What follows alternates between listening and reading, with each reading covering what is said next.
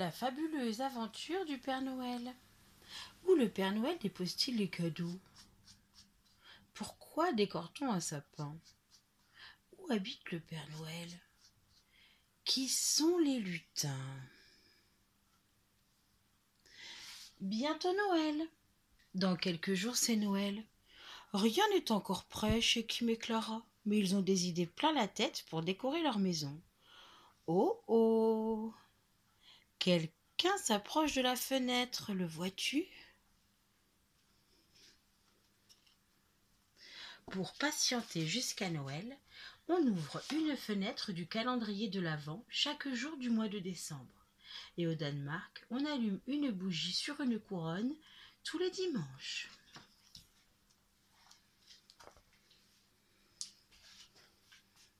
Une visite surprise. Clara et Kim décorent leur sapin. Mais qui est là au milieu du salon? C'est un lutin.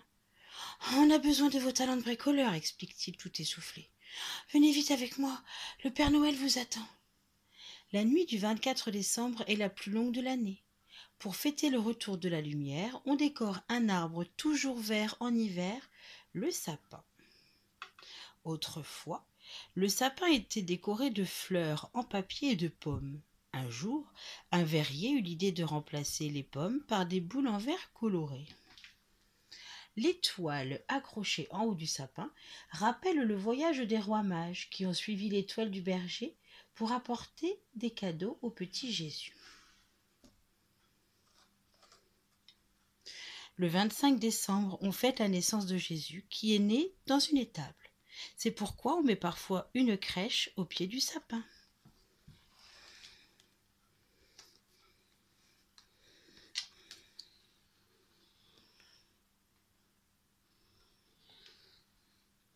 Le village du Père Noël.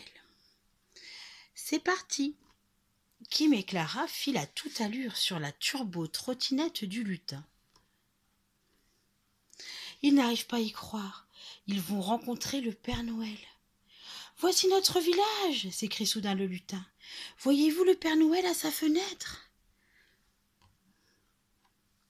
On raconte que le Père Noël habite avec ses lutins dans un pays glacé, couvert de sapins. Est-ce au pôle Nord ou en Laponie? Mystère, mystère. Aux États-Unis, le Père Noël s'appelle Santa Claus. En Angleterre, Father Christmas. En Italie, Babbo Natal. Et en Finlande, Joulupukki. Il est connu dans le monde entier. Le Père Noël n'a pas toujours eu un costume rouge. Avant, ses habits étaient bleus ou verts. Des lettres par milliers. Le Père Noël était heureux de voir Kim et Clara. Bienvenue, mes petits bricoleurs. Notre machine à fabriquer les cadeaux est en panne et j'ai énormément de commandes. Pourriez-vous m'aider à la réparer? Les enfants écrivent au Père Noël pour lui demander des cadeaux ou le remercier. Leurs lettres lui parviennent toujours, quelle que soit l'adresse sur l'enveloppe. Père Noël, rue des Flocons, au ciel. Père Noël, apporte-moi, s'il te plaît, un déguisement de fée, une baguette magique qui transforme vraiment, une citrouille qui se change en carrosse, Mélina. Atelier du Père Noël, 3e sapin à droite, Laponie. Cher Père Noël, cher lutin, pouvez-vous m'apporter un circuit électrique et une voiture de course pour aller à l'école? Merci beaucoup. Signé Valentino. Père Noël, chemin des neiges, étoile du Nord. Mon rêve, c'est un lapin avec une tache noire sur l'œil et un jardin pour pouvoir le promener. Merci, Sacha. Père Noël, pôle Nord. Père Noël, peux-tu nous apporter 3 tournevis pour vis cruciforme, 38 mm, 75 mm et 100 mm. Un marteau manche bois, tête 300 g en acier au carbone. Grosse bise, Clara et Kim. Des cadeaux ou du charbon. Dans le nord-est de l'Europe, on raconte que Saint Nicolas a sauvé 3 enfants qu'un boucher avait transformés en chair à pâté. Depuis, il est le protecteur des enfants. Il offre des cadeaux aux plus sages. Les moins sages, eux, reçoivent du père Fouettard des pommes de terre, des betteraves ou du charbon.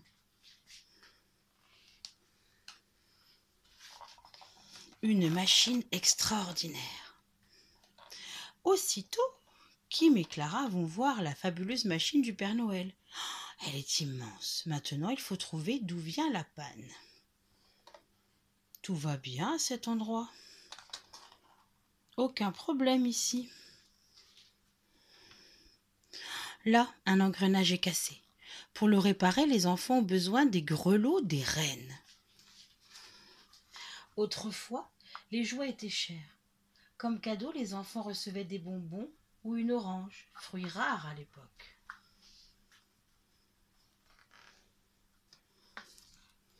L'écurie des rennes.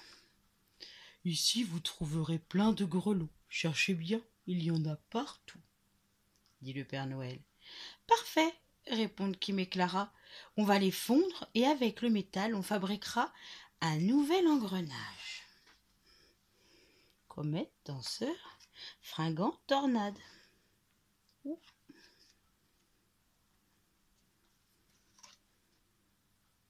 Grelot.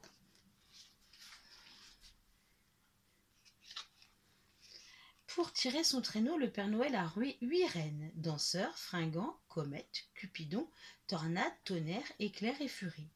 Ils sont capables de galoper dans les airs.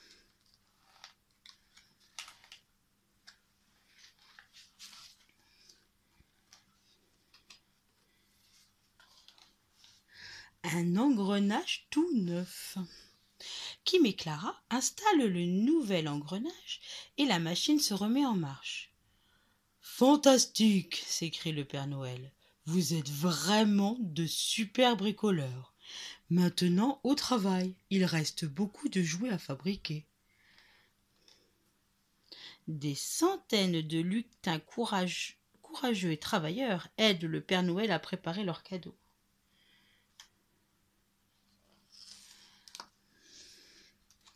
Les derniers préparatifs. Des milliers de cadeaux sortent de la machine. Kim et Clara aident les lutins. Arriveront-ils à tout emballer à temps ? Le Père Noël doit bientôt commencer sa tournée.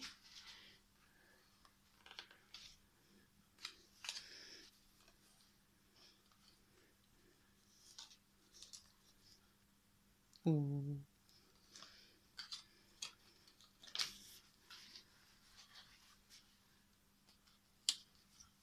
Pendant longtemps, les cadeaux étaient emballés dans un simple papier blanc.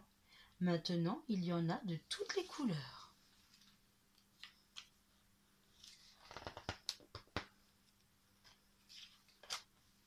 En route pour le grand voyage. Ça y est, tout est prêt. Les rennes sont harnachées. La hotte est remplie de paquets. Il est temps de partir.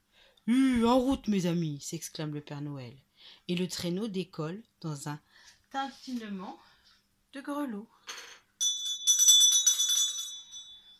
Comment transforme-t-on tous les cadeaux ? Transporte-t-on tous les cadeaux ? Au Danemark et en Norvège, le nain Julenis va de maison en maison avec sa chèvre Yulei. Les enfants laissent un petit bol de céréales à la chèvre. En Russie, Ded Moroz, le grand-père Gel et sa fille Petite Neige, Ngorouchka, voyagent sur un traîneau tiré par 3 chevaux. En Italie, la Befana, une vieille et gentille sorcière, vole sur son balai pour distribuer des bonbons aux enfants. Elle met du charbon dans les chaussettes de ceux qui n'ont pas été sages.